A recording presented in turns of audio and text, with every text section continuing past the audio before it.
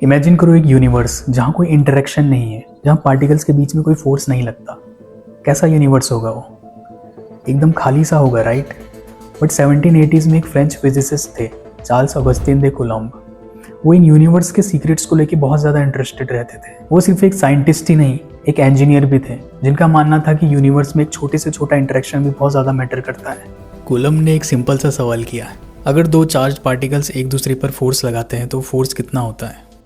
हमें ये पहले से पता था कि अगर दो चार्जेस डिफरेंट हैं, पॉजिटिव और नेगेटिव, तो वो एक दूसरे को अट्रैक्ट करते हैं। बट अगर चार्जेस सेम हो जाएं, यानी कि लाइक चार्जेस, तो वो एक दूसरे को रिपेल करेंगे, यानी कि वो एक दूसरे को दूर धकेलेंगे।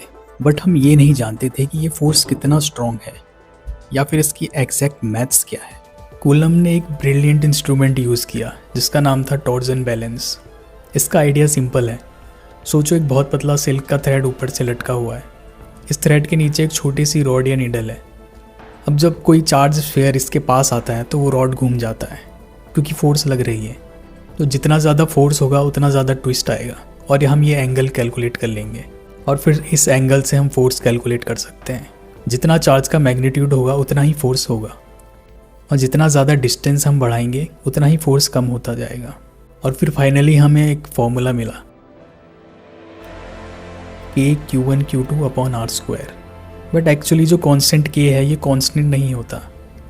ये K डिपेंड करता है एक मीडियम पे। वैक्यूम में चार्जेस इजीली एक दूसरे को फील कर लेते हैं, पर बीच में अगर सोचो एक ग्लास आ जाए या पानी आ जाए तो तब क्या होगा? इसी प्रॉपर्टी को कहते हैं परमिटिविटी। कोई मीडियम कितनी आसानी से एक इलेक्ट्रिक फील्ड बनने देगा। वैक्यूम की परमिटिविटी होती है ε0, बट अगर मीडियम बदल दें तो उसका फोर्स भी बदल जाएगा। इसलिए वाटर में इलेक्ट्रिक फोर्स कम हो जाती है और वैक्यूम में सबसे स्ट्रॉन्ग। तो अब एक क्वेश्चन, अगर मैं चार्ज Q1 को मूव करूं तो चार्ज Q2 को कैसे पता चलता है कि उसे भी मूव करना है? क्या वो एक दूसरे से कम्युनिकेट कर रहे हैं? इसका आंसर है इलेक्ट्रिक फील्ड। इलेक्ट्रिक फील्ड कोई चीज़ नहीं है, ये तो स्पेस की एक कंडीशन है। हमने स्कूल्स में पढ़ा है कि इलेक्ट्रिक फील्ड लाइंस इमेजिनरी होती हैं, पर जो इलेक्ट्रिक फील्ड है वो एक्चुअली में एग्जिस्ट करती है। इस कंडीशन से पता चलता है कि एक चार्ज अगर वहाँ पे एग्जिस्ट करे तो दूसरी चार्ज पर कितना फोर्स लगेगा। और जो फोर्स है वो इंस्टेंटली नहीं लगता, ये इन्फॉर्मेशन लाइट की स्पीड से ट्रेवल करती है। यही है वो इनविजिबल थ्रेड जो यूनिवर्स को जोड़े रखता है। अब एक लास्ट क्वेश्चन, ये हमारे फॉर्मूले में डिनोमिनेटर में R² ही क्यों है? R क्यों नहीं या R³ क्यों नहीं? सोचो, एक बल्ब, लाइट हर डायरेक्शन में फैलती है। अगर हम सेंटर से इक्वल डिस्टेंसेस पे पॉइंट्स कनेक्ट करें तो हमें एक सर्कल मिलता है। यही 3D में हमें एक स्फीयर मिलेगा। डिस्टेंस बढ़ने पर लाइट एक स्फीयर के सरफेस पर स्प्रेड होती है।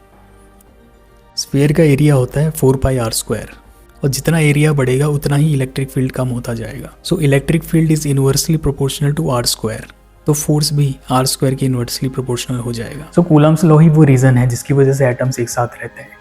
आप अपनी फ़ोन की स्क्रीन को टच कर सकते हैं और ये यूनिवर्स सिर्फ क्लाउड बन के नहीं रह जाता, ये आपस में मिलकर वर्क करता है।